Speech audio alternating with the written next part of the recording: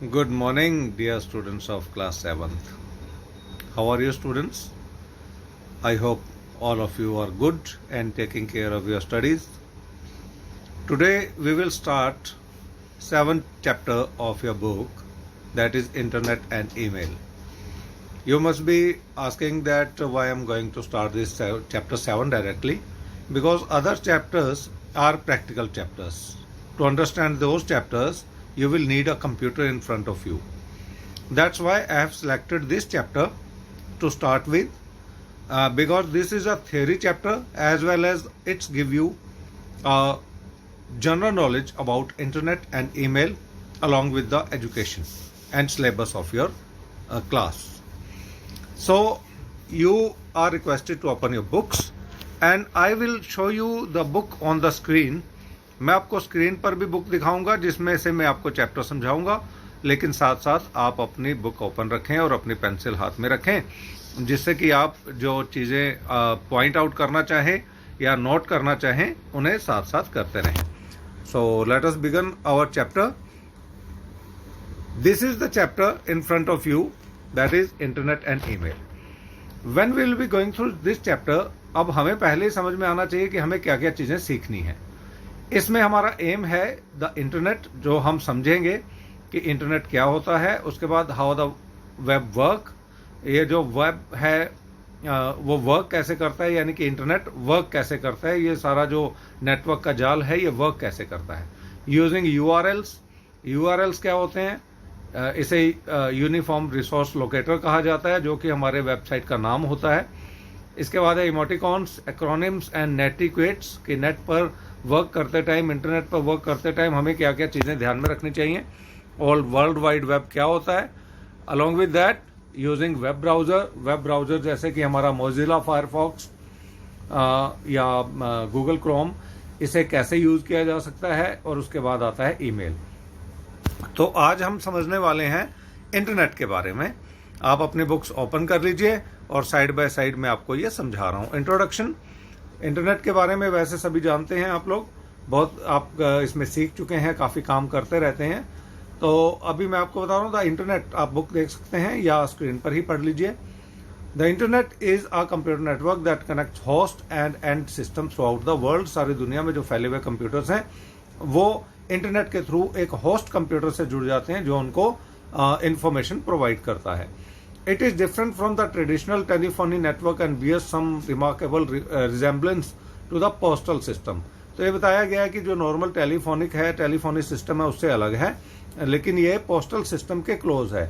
जैसे एक post office होता है और वहाँ से सभी के घरों में लेटर्स जाते हैं, इसी तरीके से लोकली एक सर्वर होता है जहाँ से सभी को जो उससे जुड़े कंप्यूटर हैं उनको इन्फॉर्मेशन मिलती है.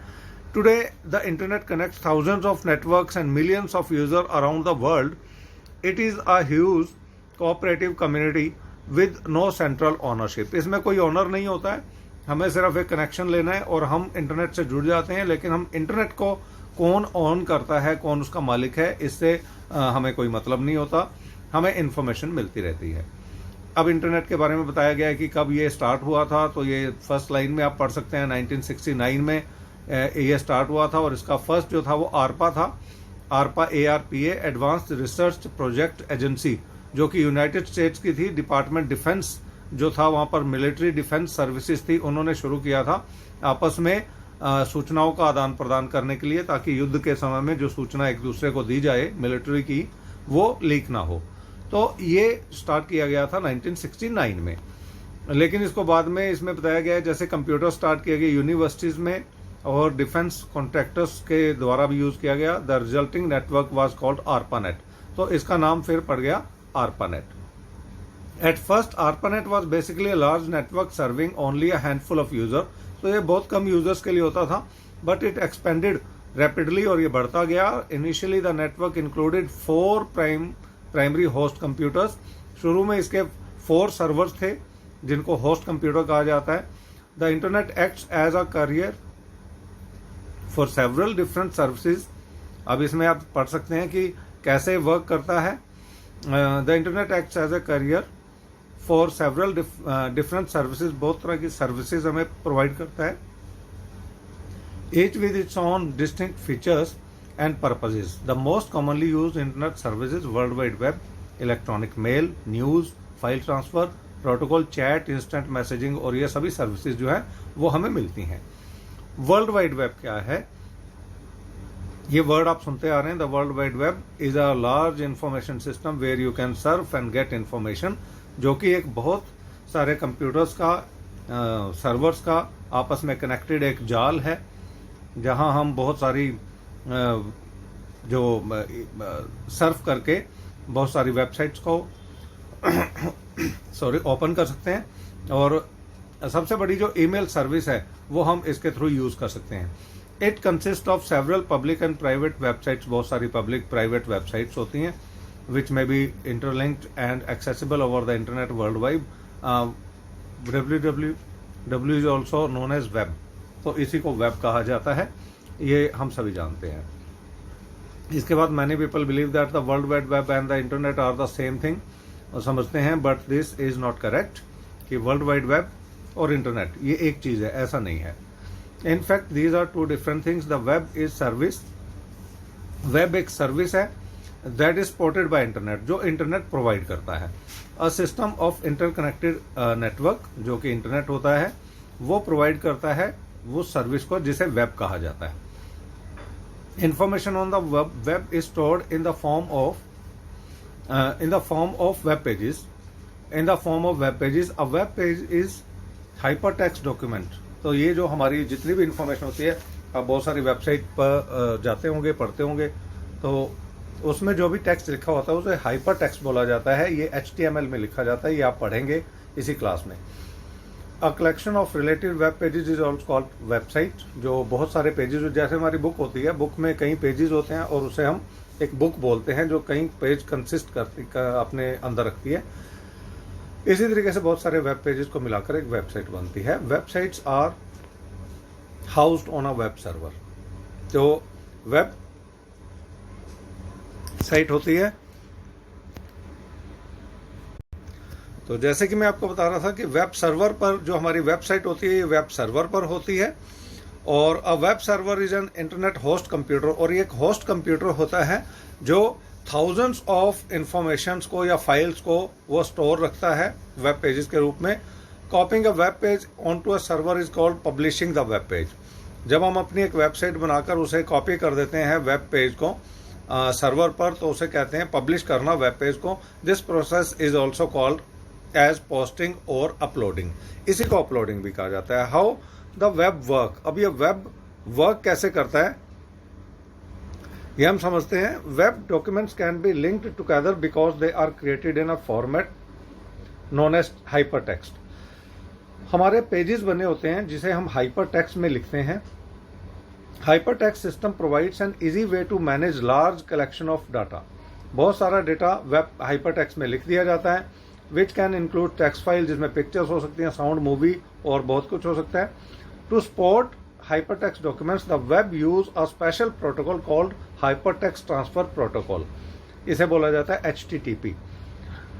The language allows the documents other language जो इसे लिखता है उसे embed करना, उसे convert करना hypertext लिंक में, और इस लिंक के थ्रू इस फाइल को हम सर्वर पर अपलोड कर देते हैं। HTTP and hypertext links are foundations of the world wide web, और ये ही मेन पार्ट है HTTP और हाइपरटेक्स्ट लिंक्स। यही वर्ल्ड वाइड वेब को क्रिएट करते हैं और फाइल्स को आपस में कनेक्ट करते हैं यूजिंग वेब ब्राउजर। अब आपको ये चीज़ तो बहुत इजी लगेगी, क्योंकि सभी ने गूगल क्रोम देखा है, सभी ने फायरफॉक्स देखा है, मोजिला फायरफॉक्स। तो उसे कैसे यूज़ किया जाता है ये आपको पता होना चाहिए। सभी को पता होता है web browser is a software. सबसे पहले में डेफिनेशन पता होनी चाहिए कि वेब ब्राउजर होता क्या है।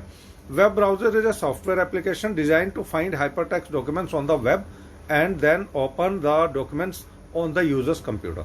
आपको पता है, अगर आपके कंप्यूटर पर गूगल क्रोम ना हो, मोजिला फायरफॉक्स ना हो, तो या आपके फ़ोन पर भी गूगल क्रोम ना हो, तो आप कोई फाइल या ईमेल वगैरह नहीं भेज सकते, और ना ही आप कोई वेबसाइट ओपन कर सकते हैं।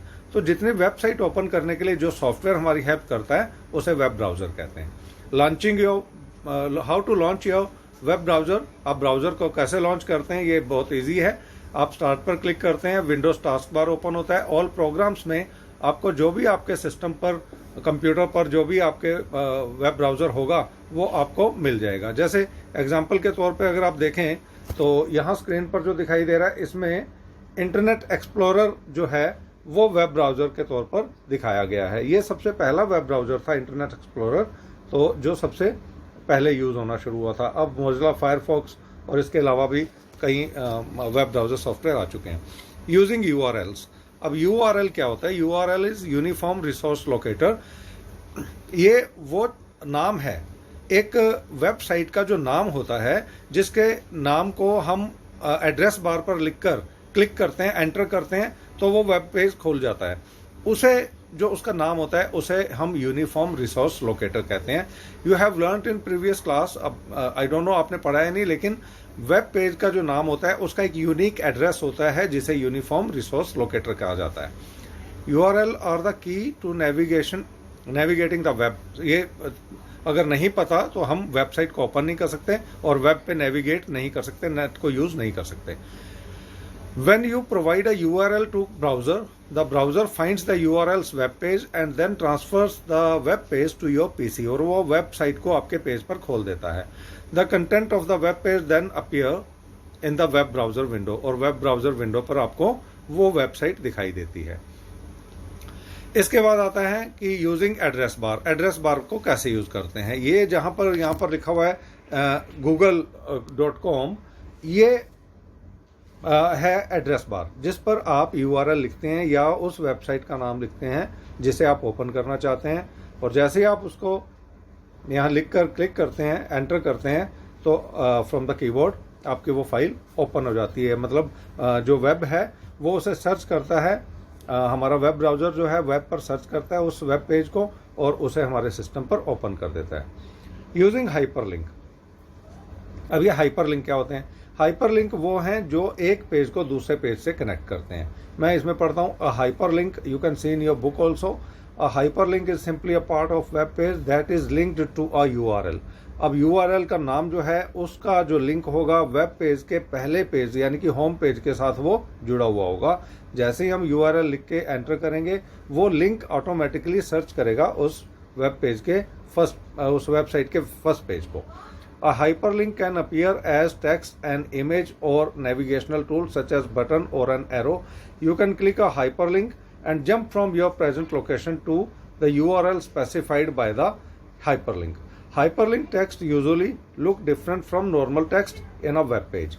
अब एक वेब पेज पर कई बार आप देखते हैं कि हम सपोज किसी सिंगर के सॉन्ग्स को डाउनलोड करना चाहते हैं तो उस सिंगर का नाम लिखा होता है, लेकिन उस सिंगर के नेम पर जैसे ही क्लिक करते हैं तो हमारे पास उस सिंगर के गाए हुए बहुत सारे सॉन्ग्स आ जाते हैं, वो दूसरे वेब पेज पर होते हैं। तो वहाँ पर जो सिंगर का नाम है वो एक हाइपरलिंक का काम करता है जो उस पेज को दूसरे पेज से जोड़ देता है जिस पर उस सिंगर के सॉन्ग्स हैं। फिर वहाँ से हम जो भी सॉन्ग चाहेंगे उसे हम डाउनलोड कर सकते हैं। तो इसे हम बोलते हैं हाइपरलिंक, जो वर्ड्स होते हैं लेकिन वो किसी दूसरे पेज के साथ हमें जोड़ते हैं।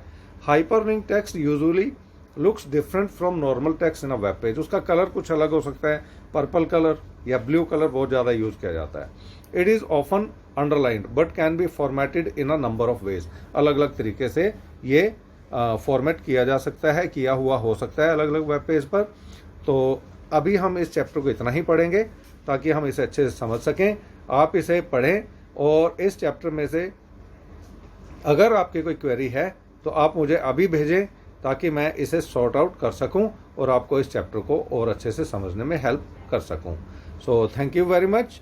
और अभी मैं आपको कुछ आपके क्वेरीज का इंतज़ार करूंगा और आप मुझसे जो भी इस चैप्टर से रिलेटेड कोई भी वर्ड का मीनिंग या कोई भी चीज़ जो आप चाहें वो पूछ सकते हैं। So thank you very much. Take care of yourself. Thanks a lot.